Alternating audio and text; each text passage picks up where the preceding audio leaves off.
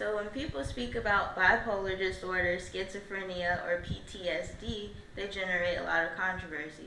They're very serious illnesses, they're not easily treatable, and they're not easy to live with. On the contrary, when people talk about clinical depression, it's like, oh, it happened after a traumatic event in their life, they'll get over it. It's just a phase. But at the same time, if you wouldn't tell somebody with PTSD, hey, it's in your head, you can get over it, why do people assume that people suffering from clinical depression can do the same? According to the World Health Organization, approximately 21% of women and 12% of males will experience some form of clinical depression in their lifetime. And these may only be the numbers of those who sought treatment, which means that at some point in your life, you may run into somebody or you may yourself experience clinical depression. Now, there are a few unknowns when it comes to clinical depression. However, today I'd like to inform you guys on what we do know, starting with the symptoms. A few of the, what we'll say, minor symptoms of clinical depression are, the fatigue, the lack of energy, the feeling of hopelessness, change in appetite. Those are on the minor scale. Well, in the more extreme cases, we have people who want to commit suicide, attempt self-harm, or harm to others.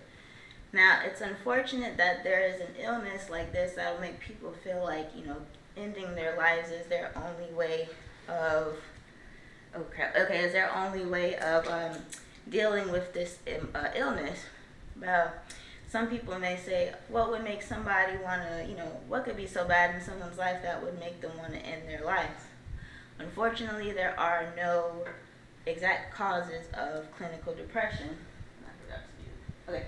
There are no exact causes of clinical depression, but according to K. Srinath, the president of Health Foundation of India, there are two factors that can contribute to clinical depression.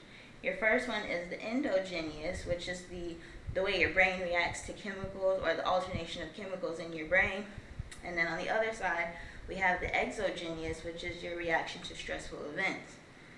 With the endogenous, if your family has a history of mental health issues, or you abuse substances, anything that can alter your brain's chemistry will put you at a higher risk of suffering from clinical depression than someone who doesn't.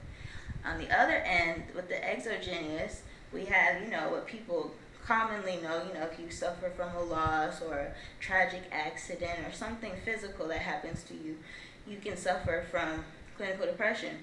What people don't realize is that even positive things that happen in their life can contribute too. For instance, a woman giving birth to her first child. You wouldn't think that a woman would become depressed after having her first child. But according to the National Alliance on Mental Health Illnesses website on depression, 9 to 16% of women will experience postpartum depression after the birth of their first child. Sorry. Whew. So, don't think that this type of illness will only affect one group of people over another. Clinical depression does not discriminate against your age, your race, your marital status, sexual orientation, social class, anything. According to the World Health Organization, approximately your first episode may start between the ages of 25 and 35, but that doesn't exclude any other age group. Approximately everyone has a 15% chance of suffering from clinical depression. When it comes to elderly people and depression, it's often thought of, it's a normal part of aging. They're in a nursing home. They don't have their independence anymore. They think it's normal. It's not. It's still depression. And then we have cases where children as young as 9 experiencing bullying.